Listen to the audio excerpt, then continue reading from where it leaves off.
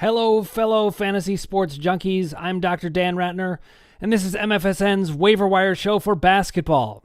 I'm here with Fantasy Pros expert Andrew Seifter and Ross the Boss. Hi, everybody. Happy New Year to everybody. Hope you're having a great day. I'm Ross the Boss, and I want to talk fantasy basketball with you, cowboy. That's right. It is time to kiss 2020 goodbye, and I'm pretty sure most people are happy to see it go.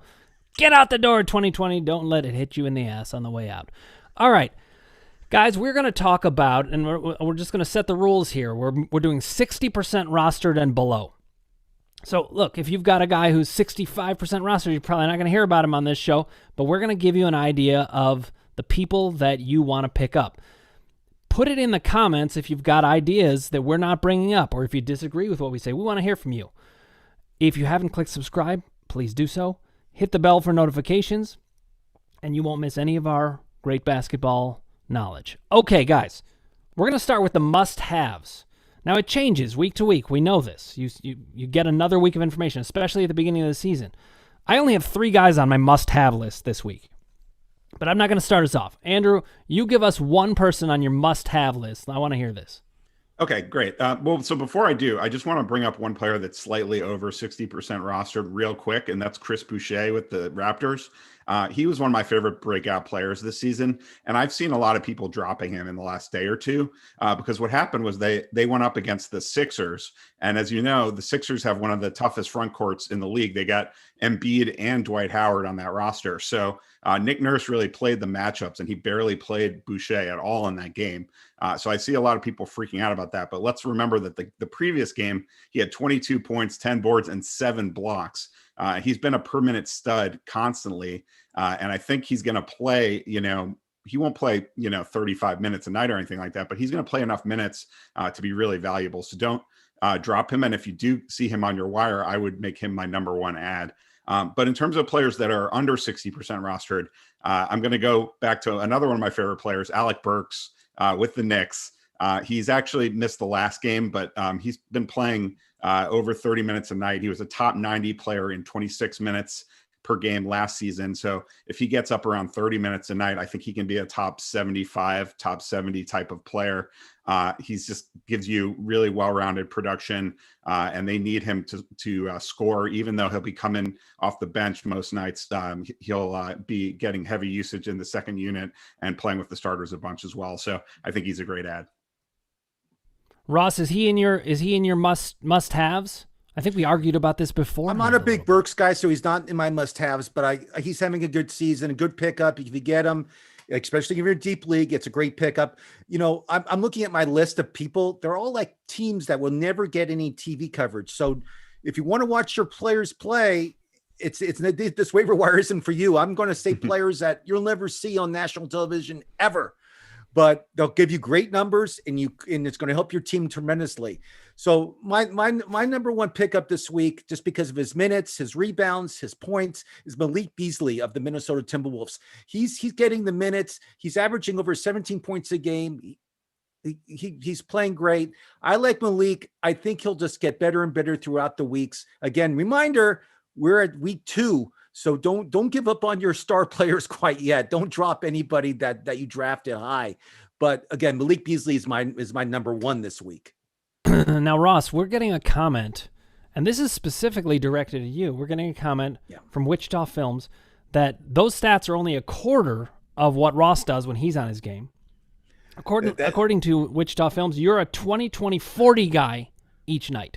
And that is Chris Robinson. He's a huge director producer. He lives in Kansas. He's one of the best in the business. He went to Virginia Tech. He's a big tech guy, but he is correct. Ross the Boss is great in every sport. I don't know if you actually saw the interview by Anthony, the kid from Minnesota, the number 1 draft pick. What's his name? Anthony Edwards. Anthony Edwards. Goose. He actually was interviewed, and they asked him like what sports he's great at. He said every sport. And the lady said, even hockey. He said, if there's money involved, I can beat you in any sport. You name it, I can do it. Golf, ping pong.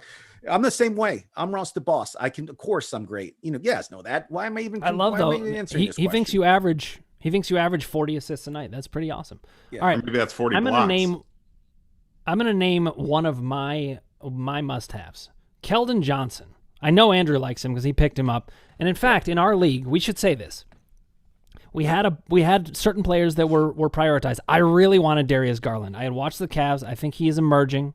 I knew I was overpaying for him, but I had to get him. So I paid $71. The next nearest bid was $13, but I got him. And I'm happy with it because this is the kind of guy that can fill out your roster. Kelton Johnson's actually another one of these guys. He's the next guy I would have taken. Andrew, I think you got him for $7. Yep, exactly. That's cheap.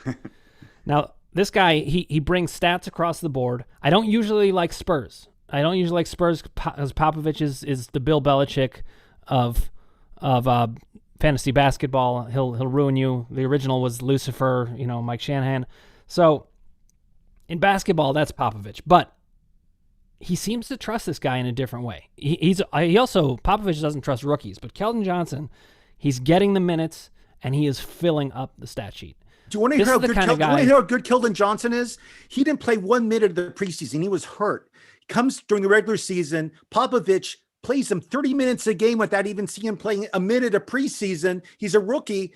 What does that tell you about the guy? I mean, yes, he's my number 2 actually, but yes, that's a great one. I agree with you. All right. Yeah, so he's one of those guys that was like really great in a per minute basis last season, but he played like 17 minutes a night. And so now if he gets 30 minutes a night, I mean, that's just a huge value bump for him. So, I love it. Yeah. And see, that's what I'm looking for in must-haves. I'm looking for guys who can take up a permanent spot in my roster. The reason I don't have Alec Burks there is he's injury prone. He's kind of a journeyman. I don't trust the Knicks that much. I'm not saying I have him in the solid pickups, and he's well above where I normally have him before. But like you were saying, I think he's going to rank in 70, maybe top 75. Kelden Johnson, this guy could be in the top 30. I'm not saying it's going to happen. I hope but it you're could right. happen. I don't think that's going to happen. But I mean, to me, if you can get any player right now that's going to be a top 75 player for the entire season, that's a great pickup. I mean, I don't think that those kind of players grow on trees. And I really do think that Alec Burks is actually a pretty safe bet to give that type of production. All right, wait, we have another comment. We have a question from the audience. How many goose eggs is Lamelo Ball going to put up? Now, we may have to define what a goose egg is, or maybe it's just zeros across the board. Ross, tell us, what do you expect from Lamelo Ball? He had 20-something points last night, if that answers your question. He had a great night last night, and he beat Dallas by a lot, and he was the leading scorer for Charlotte. I mean, I think this kid's going to be good. I don't know if he'll be Rookie of the Year, but he'll have a good season. I think he's the best ball brother at all 3 of them. I like Lonzo too, but I think this kid has the best future. He's 6'9", 6'8", great size. He can pass. Great with assists. I think that I don't know if he'll be an all-star, but he'll be in the upper tier. What do you think, Andrew? Well, I'm still waiting to get a sense of how his game is going to, translate for fantasy. I think that's the real question I have. He's certainly going to score points and he's going to play heavy minutes. It's a question of how efficient is he going to be in his game? Is he going to kill you in field goal percentage? Is he going to turn the ball over a lot? These are the kind of things I'm looking for. And it's really hard to make a judgment on a player like that after 3 or 4 games of the season. So he's the kind of player that I like to keep on my roster. I wouldn't recommend dropping him or anything like that, just because we need to see how good he can be, because he's got that upside. He's got that potential to be a really great player. But he could also end up turning into one of those players that, it's the sexy name that everyone's excited about, but is in fantasy, it's a numbers game, and he may not quite live up to the hype in that regard. So I'm keeping an eye on it for now. He could end up being the next Kyle Kuzma, who is a guy I'm not buying. He just doesn't do enough across the board. Let's talk about a few more must-haves. Ross, who else do you have on your list? You said that Kelton Johnson was your number 2. Who's your number 1? My number 3, he was drafted in 2017, University of Kansas. He never really lived up to his potential in Phoenix, but now he's in Detroit. You'll never see Detroit on national TV. So if you want to see him play on TV, that's not going to happen. It's Josh Jackson, say that 3 times in a row. Josh Jackson's averaging like over 17 points a game. He's getting rebounds. He's playing like 30, 35 minutes a game. If you need a guy that's going to score and get rebounds, he even is playing defense this year. He's getting steals. If you need a guy to fill in, he's a good pickup, and he's like under 50%. So Josh Jackson's my number 3. All right, we're getting a lot of comments, and one of the questions was, are we keeping track of blatant fouls and trips Is that one of our categories? Andrew, what do you say about this? Well, the referees aren't keeping track of it, so why should we keep track of it? And flops too. They keep up and flops. They look at flops also. If you get a flop, that's a point in our league, right? I know this is why if Anderson Varejao was still playing, I would have him on my team. There's no question. Keep the questions coming. Okay, guys, another must-have I have on my list. I don't know what you guys think about this guy, but Miles Bridges he's emerging as a very good player. He's on the Hornets, so it's one of these teams that you're not going to see that much, just like Ross was saying. But this is a guy that gets tons of steals, and he's starting to get blocks also.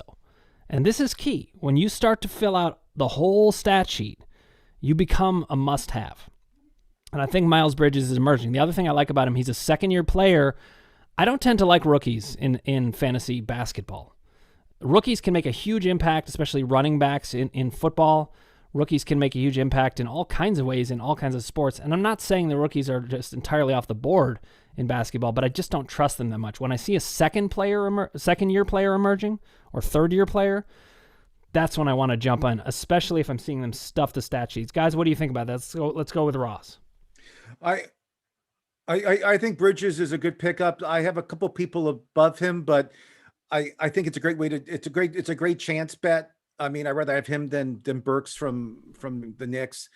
Another guy that I like is Harrison Barnes. He's consistent. He's playing 35 minutes a game. He's getting doubles almost every game he plays in. I know I brought him up last week, but again, I'm bringing up again this week. He's not being taken in many leagues. People don't respect him because he plays for Sacramento. But I have to say, you got to pick up Harrison Barnes if you need a forward.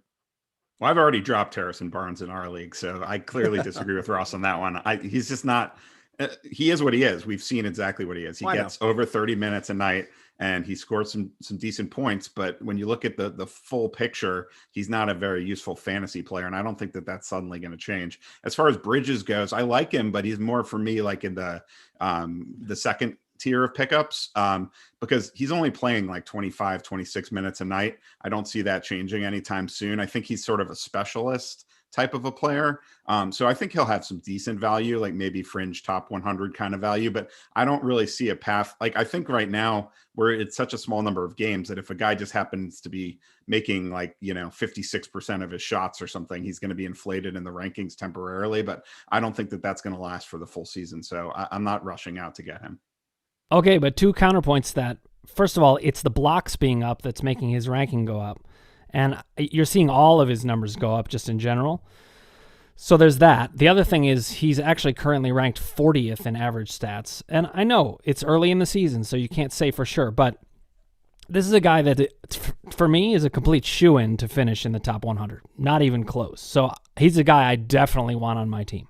Well, but hey, if I can outbid you guys, if I can outbid you guys in our league, I plan to do so. So are we missing anyone? Yeah, I have a couple others that we haven't mentioned. Let me ask one question. Okay. Is one of your guys Grayson Allen? Because we got a comment on him as a blatant fouler, and so if we are counting them, the commenters saying we should pick up Grayson Allen. Fouls do not count in the majority of the leagues. Grayson Allen's like 4%. He's available in like every league, but he doesn't score. Don't worry, Ross. This is your friend. He says, Ross, Dave Mann, and Dax, the perfect triangle. Would you like to comment? We're talking about softball. It is the perfect triangle. It's my brother. It's Dave Mann, who's one of the best pitchers actually in softball in the country. He's correct about that. I can't argue about that. But the fouls are not part of fantasy basketball. Let's take that out of the equation. Please don't mention it anymore. Andrew, I liked her. Another player I like that I feel is in the top. When do I get to say my pickups here? Come on, guys. Oh, go ahead. Excuse me. I got filibustered there. Okay, so a guy, if you want to talk about blocks, Dan, the guy I think is going to be a sneaky contributor in blocks, and he hasn't been good so far. But I think this is, again, Ross mentioned these teams that are not on TV a lot being the places for good pickups. And I think that's true. And I think the reason is because these teams aren't hyped and people aren't, rushing out to draft the, third best player on the Thunder or something like that. But the reality is that there's a lot of open minutes to be earned in those situations, and that can be value. And so one guy, I mentioned him last week and I'm sticking with it, is Tyrese Beasley with the Thunder. That's a guy that can block 2 shots a game. I think he's going to be a double-double kind of machine. He's going to get you, probably like 12 or 13 points a game and 10 rebounds a game with 2 blocks. And that's going to be valuable. I mean, his minutes are locked in over 30 because of the team context. So I think he's going to be useful. And then one other guy, I know, Dan, you said you're not crazy about rookies, but Tyreese Halliburton, I think, deserves to be in this top tier of pickups because he's been a top 60 player so far. And he's got tons of opportunity. And, he's actually been getting a surprising number of assists, I think, so far. And assists can be hard to find sometimes. And I think his minutes could grow even more as the season goes along if he keeps playing as well as he's been playing so far. So he's a player that I would get on my roster now just to see what he can do. Well, let me tell you this. He is my other 3 must-have player. Halliburton was actually always at the top of my rookie list because I thought he had the opportunity and he has the talent. There's not a lot of guys who can advance that quickly, and I don't really trust the Kings that much. But Halliburton is a guy who can really get it done, and right now he's a cheap source of assists, and he's kind of getting it done across the board, and this is the tip of the iceberg with this guy. So, for my must-haves, I want huge upside, or I want guys who are filling out the stat sheet. Now, this is why I have Mason Plumlee as a solid pickup, but I don't have him as a must-have. Because he's more of a double-double guy. He'll probably get you a good amount of assists for a big man also. He's going to hit a couple threes. The question is he going to have the blocks and the steals? Historically, he doesn't. He gets injured. So this is where you move people into the solid pickup range. That's why I have Alec Burks there. He's a huge scorer. He's a great player, but I just am not ready to bet on him. I could be wrong. I get these things you wrong have all to the look time. at when players are in a totally different situation than they were before. I mean, Burks earlier in his career was a disappointment, but then he got a big opportunity last season with Phoenix and, put up good numbers there. And now he's got an even better opportunity with the Knicks. So, I understand what you're saying about not trusting certain teams, but the teams that are, dysfunctional are often the places where they're going to give a player like that the opportunity they need to be successful. Okay, but listen, the reason Alec Burks is a solid pickup is because he's with the Knicks. So I'm in agreement with you. We just have a different level of assessment of how good he is. Okay, well, we'll see. So far he's a top 25 player, so he could fall quite a bit and still be a must-add in my book. But I agree with you on Plumlee. He's just a mid-tier pickup for me. Because the reasons you mentioned, I agree with. For a big man, he really offers very little in blocks. But the real big problem I have with Plumlee is he's an atrociously bad free throw shooter, like one of the worst in the entire league. So you basically have to be committed to punting free throws for him to be a good pickup for you. Otherwise, he's really going to put you behind the 8 ball there. So to me, that's kind of a killer. It's a great point. If we talked about, I just talked about how if you're stuffing the stat sheet in general, that's great. If you have one stat that you tank the team in, that's going to hurt your value hugely. Yep. You can't make it and he was sort of like really high in the rankings after his first 2 games or something like that. And the reason for that was because he didn't shoot a single free throw, but he usually goes to the line quite a bit, like 4 or 5 times a game. So that was more of an anomaly that he didn't shoot those free throws, and it was artificially inflating his value. And I think the more he goes to the line, the more his value is going to drop.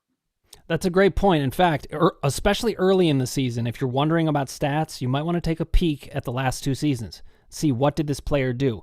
It's different if they switch to a different team. That could be a different thing. But you look at Mason Plumlee, he's never blocked a lot of shots. Has he ever hit free throws? No, not generally speaking. So we do know who he is. He is a solid pickup to me. But at the same time, he's a very poor man's Andre Drummond. And Andre Drummond is a monster, but he'll kill you in free throws. It's worth it to have a guy like Drummond doing that. It's probably not as worth it to have a guy like Plumlee. But as a back-end guy, you could do a lot worse. Ross, who do you have in the mid-tier? Just so you know, we talked about Mason Plumlee for like 5 minutes. It's way too long to talk about Mason Plumlee. He's a very average player. He's a double guy. We talked about it last week. Also, let's don't bring his name up again. I don't want to hear his name ever again. It's awful. So a guy who's getting a lot of minutes. He's an ex-Laker who's drafted by the Lakers. I used to love him when he played in LA. I thought he was like going to be like a great rookie, and he had a good season. Just think of the minutes here. He went on to Utah. Is Jordan Clarkson? Jordan Clarkson is on this. He comes off the bench. He plays 26 minutes a night, 18 points a game, about 5 rebounds a game. He's getting, by the season, he'll probably get closer to 30 minutes a game. He's having a great year. And when this kid came out, remember when he came out as a rookie, I loved this kid. And now he's getting the playing time in Utah. And Jordan Clarkson to me is on the borderline of a must pick up. I like him a lot. All right. Well, listen, there's some ASU fans out there. Ross, you are a huge ASU fan, and I've got an ASU guy on my radar. Love it. We all know who it is. It's Dort, but his first name I don't even want to pronounce.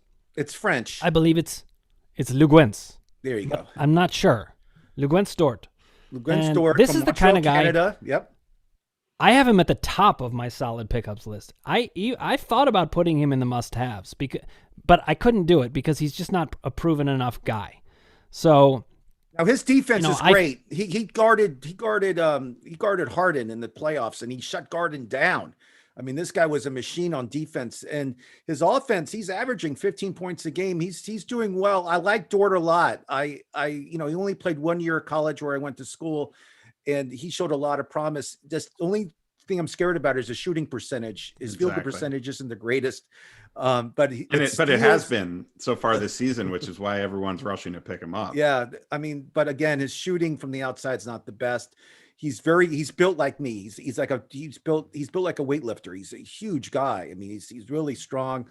And I like you said, I think it's a good pickup. Again, but I mean, he's learning to shoot threes. Now, Ross, you're gonna love this. You said you never wanted to hear about Mason Plumlee again, but no, please not. We got a comment. I'm sorry, we got a comment. There's nothing I can do. The comment was, why pick a Duke retread like Plumlee? I think you already have your answer, fans. I'm sorry, but Ross thinks really you probably shouldn't. We've talked about him too much, and here we are talking about him again. But listen, if you want to keep bringing him up just to really wrangle Ross, I say go for it. I'm all for it. Now, Andrew, who else do you have in your kind of mid tier? The reason I have Dort there is he seems to be learning to hit threes. Also, he's a dynamic player. This guy could be the next Siakam, a guy who just people didn't think was going to be that great, and just has a lot of talent. So I love the opportunity. He's more of a deep league guy for me. I mean, he's getting the minutes, so I don't hate picking him up. I just don't think he's going to be, when all said and done, I don't think he's going to contribute much outside of like steals and threes personally, but we'll see. I like, so one guy that used to be a great fantasy player, but has sort of tailed off the last couple of years, but he's playing very well so far this season, is George Hill. And I think he's a guy that you might want to give a look at. He's not going to get 30 minutes a game. He's going to be more in the 26 range or something, but he's a really good player, and he can be efficient, and he can give you decent production in that per minute basis. So I kind of feel like he's the kind of player that you might want to ride while they're hot. I feel like as the season goes along, just because they're not a contending team, they'll probably trade him, or they'll transition him out of a starting role or something like that. So it's it's more, it may not be a full season kind of pickup, but I think there's nothing wrong with those back spots on your bench. Just going with guys who are playing well, have a track record of playing well. Why not just ride that for a while? So he's one I like. Another one I know you like, Dan, is Terence Ross. I think he's a little banged up right now. I think he's got like a hamstring injury or something like that. But we've talked about him last week on the show. He's a great 3-point shooter. He's kind of been a fringe top 100 player back-to-back seasons, and I think he can definitely do that for another season this year. So if you're looking to add some 3-pointers to your roster, I think he's a decent pickup as well. I thought his ownership level was too high, but I could be wrong about it. He's he's right at 60%.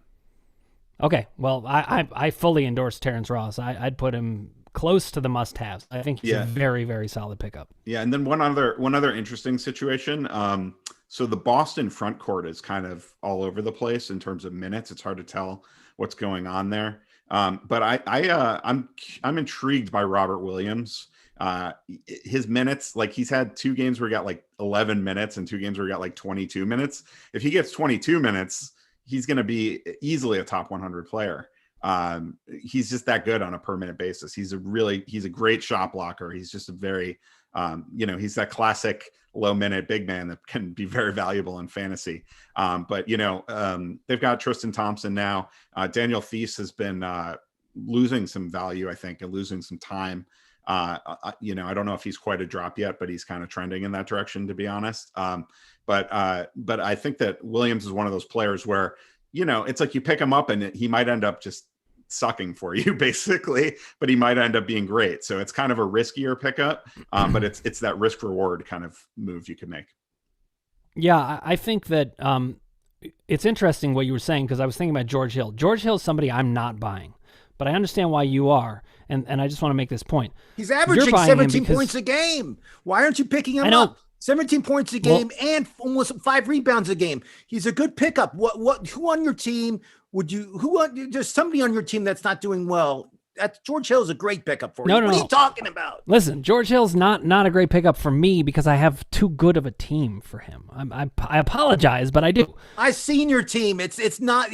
You dropped like half your team after the draft. What are you talking about? I didn't say I liked the back end of my draft. I always drop the back end of my draft. You look and you're like, this guy didn't get drafted. That's ridiculous.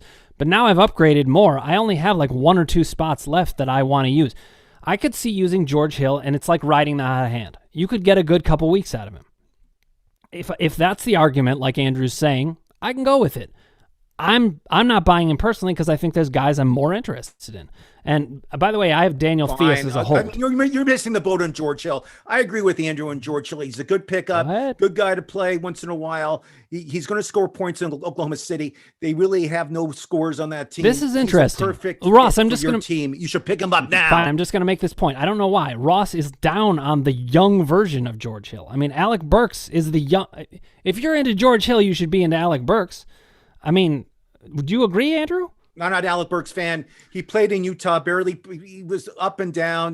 His assists are not that high. He's a point guard. I like my point guard to average like 8-9 assists a game. That's Ross the Boss. That's what I enjoy. Alec Burks isn't like that. All right. Sorry. I think it's time to talk about Mason Plumlee. No, I'm kidding. I'm kidding. I just wanted to see how Ross would respond to that. Look, I froze him. It was like he looked at Medusa or something. No more Mason like that. Plumlee, please. I beg you.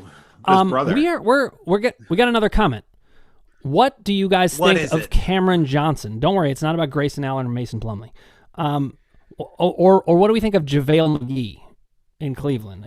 Cameron Johnson is actually on my lookout list. Yeah, I like him a lot. He plays for the Spurs. He plays for Phoenix. Excuse me. He plays for the Suns. He's averaging. He's getting good minutes. He's averaging a good amount of points. He's a guy that I would keep an eye on. I don't know if I would pick him up quite yet, but he's young and he's hungry. I like him. And we can totally segue into guys that you should keep an eye on. He's definitely one of them.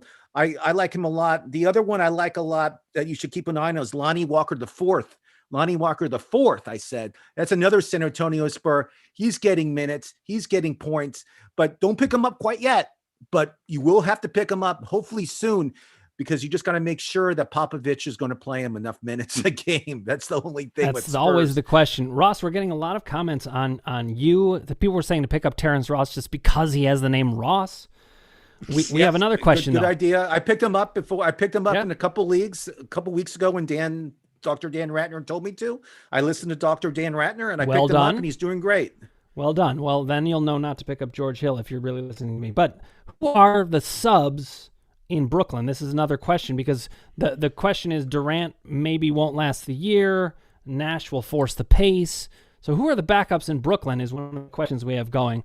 Andrew, do you have a radar on that? Well, I love Karis LeVert, and I think anytime any of their big guys are out, anytime Kyrie is out, anytime Durant is out, I think LeVert is an awesome play. I think he's an elite player who just really needs the opportunity, and I think it's tough for him to get the opportunity on a night in, night out basis on that team. But I and I'm biased because I'm a Michigan guy. So he's a great player. I had him on my fantasy roster 2 years ago when he broke out, and it's kind of, been a little bit up and down for him, but it's all just about opportunity. I think he's one of those players that if you could say he's going to get 30 minutes a night and he's going to be the man to, one of the top scorers, one of the top usage guys on the team, he's going to pay off for fantasy. I have no doubt about it. So it's all about opportunity for him. And he's the guy that I would be looking for anytime, those big names are out. And another guy you got to watch out for, he played a lot of time when he played for the LA Clippers, is DeAndre Jordan. He's only averaging 15 minutes a game, so he's not going to get hurt this year. But he's a monster. He blocks shots, he rebounds, he scores. He's not getting any playing time, but if Durant gets hurt, DeAndre will just go right in there and he'll take his spot. They're both the same height. And again, I mean, if you want a backup for Durant, I think DeAndre Jordan's the guy too. All right, now listen, we've gotten a question from one of our own hosts, Lauren Auerbach of we love the Lauren. DC area. Oh, yep. We love Lauren. She's Fancy great. She expert, asked about one of the JaVale best. McGee. She asked about JaVale McGee before. I think he's one of these back-end deep league pickups. He's going to block a lot of shots on a per-game basis. He's going to do well. But I don't love him. I would take Daniel Theus over him still because he's a guy who also hits threes. Now, it's possible the bottom's going to drop out and you end up cutting Theus. That's okay.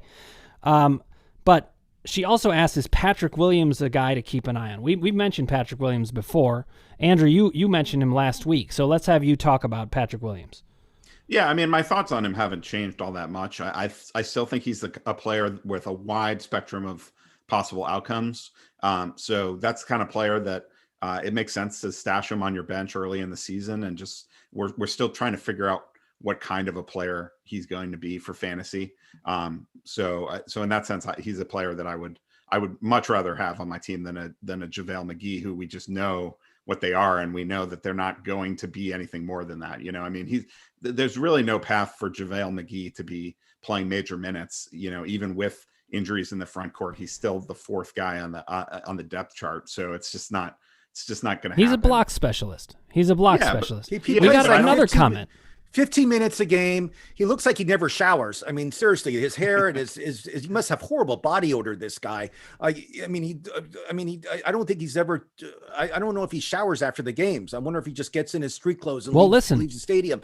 But that all being said, his minutes, he plays like 14, 15 minutes a game. His status is way down in my book. Yeah. There's going to be leagues that add flagrant fouls and fragrant body odor. Those will be the two additions. But doesn't he always look dirty? So doesn't he guy that always looks dirty, like when he's playing, like the hair and the face being all messed up? I mean, it's just. It's funny. I've heard of playing dirty. I've never heard of looking dirty. I mean, it's gross. Oh, I've seen people look dirty, but I never noticed with him. Okay, listen. We've got a question from Jeff Zenisek, who I don't know, comedian. But it sounds like he's one of the funniest guys I know. He actually has a podcast called Woke Boys. It's the funniest thing you've ever seen. He's great. What's Jeff's question? I know that show. I just didn't know him by name. All right, that's he's great. Well, he says one of the best. He says a team of only players named Ross is so boss. And then he asked a question, who's the best defensive player to pick up? This is great because, in fantasy basketball, the defensive stats really matter. Ross, why don't you take this first? Who's the best defensive player who's just floating out there? Who's available? Who's available to pick up right now, like under 60%? Yeah. So if I had to pick up a defensive player that I feel if he gets more minutes, which I think he will, I said his name already. It's DeAndre Jordan. He gets a lot of blocks. He gets a lot of rebounds. But for me, if I need a guy that gets blocks, he averages even with the little time he gets like 2 blocks a game. So for me, I mean, I feel he's terrific. There's some other guys that I like but don't love, but I mean, most of the guys are already taken or over 60%, but maybe Andrew has somebody in mind that I'm missing. Well, actually, I want to jump in because Nerlens Noel is a favorite of mine. He's still not getting the minutes. He's getting 13 minutes a game. I mean, in 13 minutes, though, he still is more valuable than a lot of players out there. And it just depends what you need. The thing about Nerlens is he gets steals also. So there's not many guys like that who are going to get you blocks. Another guy that I brought up, last week is Shake Milton. He gets a lot of steals for the Sixers. He's a steal specialist. He averages over two, 3 steals a game. He's unbelievable. But that I like Shake also. I love the name. I got to mention 2 more players that didn't get mentioned yet because I think they're solid pickups. I mentioned Maxie Kleber last week. I think he's still trending up. He's a guy who gets blocks and threes. Very unique style of play. I also mentioned Justin Holiday. You guys, weren't big on him, but he's a total steal specialist, sneaky value, and he's showing that he's putting up the similar numbers. So I have him in the solid pickups. Guys, anybody else that we have before we wrap up for today that you think we missed? Could be deeper league guys. Could be other solid pickups we didn't get to. Ross, go ahead. I'm a Clipper fan. I've been watching this guy. He's been getting a lot of minutes. He's not getting the points, but he's getting the rebounds. He's getting the steals. He's even getting blocks. He's been in the league for like 12 years, but he's playing a lot of time for the Clippers. Is Nicholas Batum. He's French. His English is pretty good. It's not bad. He has that deep French accent, which all the girls love, but he's getting a lot of time here in LA. And again, he's not a scorer. He's not going to light up the scoreboard, but rebounds, steals, blocks. He's a guy that it's totally solid on your team. You should take a look at him. He's available in most leagues. I like Batum. I have him as a. Go ahead, Andrew. Yeah, no, I think he's a perfect example of a good defensive player and a good player that does all the intangibles, the little things that fly under the radar, that, the opposite of the popcorn stats, as I call them, So I think he's been a player that's been sneaky valuable in fantasy for a long time. And, I think that makes him a interesting pickup. So we're gonna find out more about other players to pick up as we go. Some players are gaining ahead of steam. Some are losing it. Some are committing flagrant fouls, as Lauren pointed out. So that needs to be noted. She and I combined on that joke. Well done, Lauren. Thank you. And then there was a question about when we're going to switch to college basketball.